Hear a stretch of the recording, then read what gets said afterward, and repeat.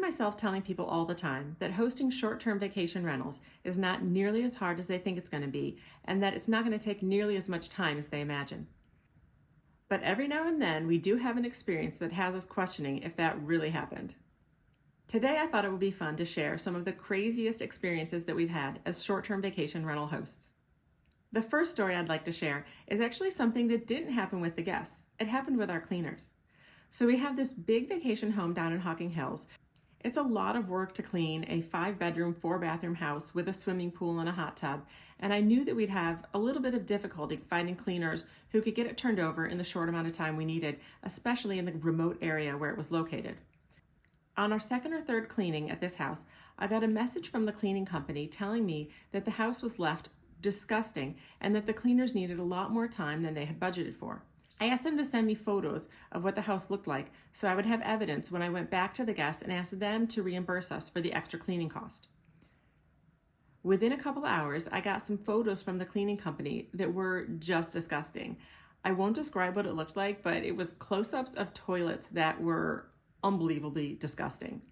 So when I saw those photos, I took a cursory look at them, and I wrote a scathing review of this guest in our Airbnb app.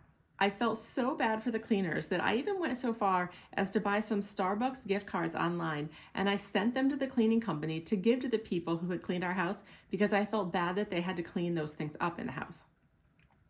So fast forward to the end of that day, and the guests saw the review that I wrote about them and called me right away. They called me and said that they could not believe that I wrote those things about them because they had left the house in a decent condition. I had never even questioned whether or not the cleaner was being honest with me. So I sent the guests the photos that the cleaner had sent to me. And I said, look, the cleaner sent me photos. This looks really bad. The guests responded by saying that those photos were not at all from their stay, and they suggested that the cleaner was scamming me. But when I opened the photos and I zoomed in on them, I saw, for example, that the photo of what was a hideous and disgusting toilet, if you zoom in carefully, in the corner of it, you could see a blue carpet, and the house that we owned had no blue carpet. The owner of the cleaning company then admitted that the crew who had cleaned my house that day was a new crew she had never worked with before, and that she also could not confirm that the photos were accurate.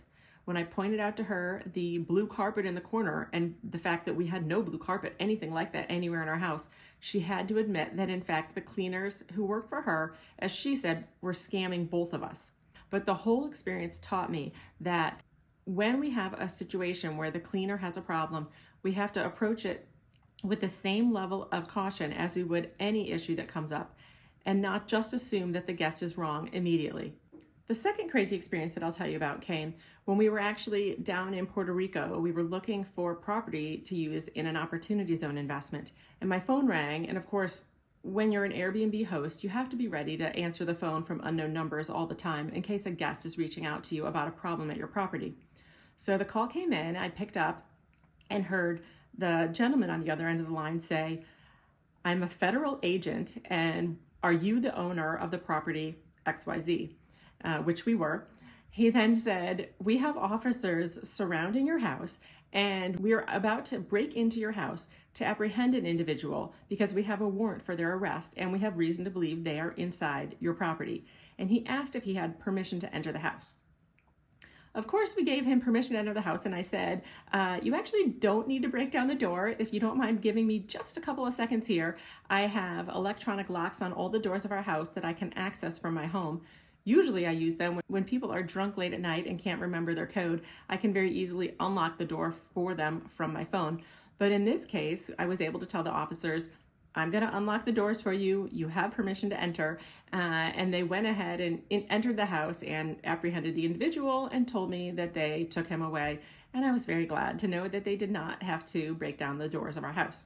After that person's reservation ended, the spouse of the guest then reached out to me, and she was furious that I put that in my review. And in fact, she turned around and filed a complaint against me with Airbnb because of the fact that I had unlocked the doors for the federal agents. She said that it was that I violated her rights by letting federal agents enter the property during her stay without her permission. So we then had to go through a whole rigmarole with Airbnb where they had to look into whether or not we were allowed to unlock the doors for the federal agents in order for them to apprehend the person for whom they were trying to arrest.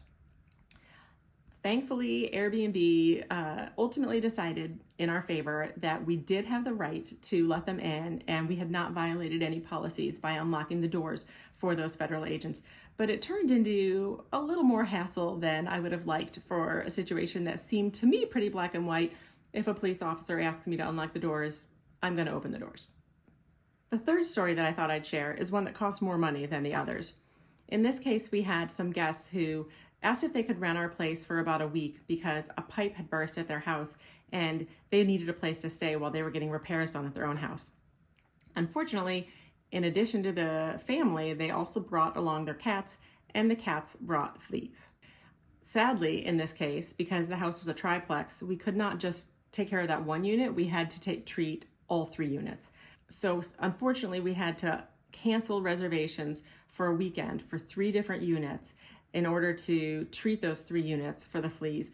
And we had a loss of revenue as a result of these guys bringing those fleas to our place.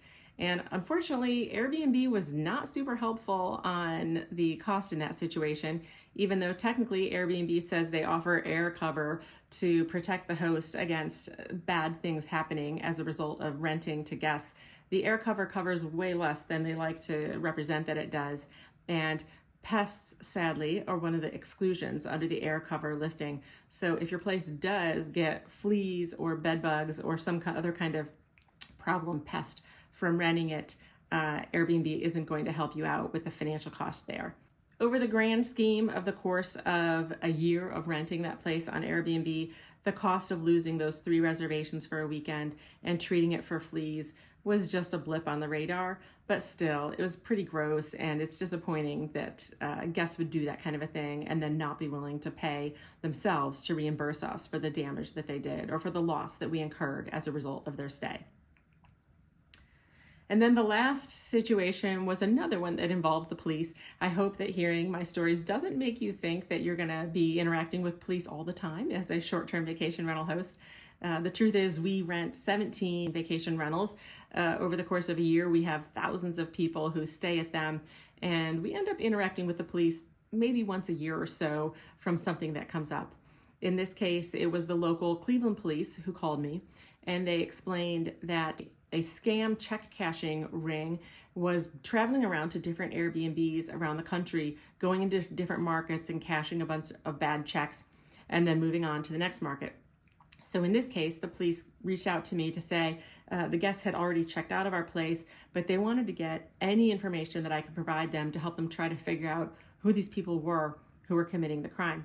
And luckily in this situation, because we have security cameras at our properties, we were able to provide the police with a whole bunch of data and footage from these individuals. We keep security cameras on our driveways to make sure that the people who are parked there are the ones who are supposed to be parked there. And we also have a security camera outside the door looking down at the people who are entering the unit, so we can monitor the number of people who are checking into the unit and make sure there aren't any extra people or people aren't coming or going at the wrong time. So in this case, we were able to provide the Cleveland police footage from a whole week's worth of people's comings and goings, and they said they were able to accurately capture the faces of all the people who were in that group. Who knows ultimately how important the camera footage was, but it was still an odd situation to be going through, and the kind of thing that the kind of conversations I would not have been having if I was not a short-term vacation rental host. Now here's the thing.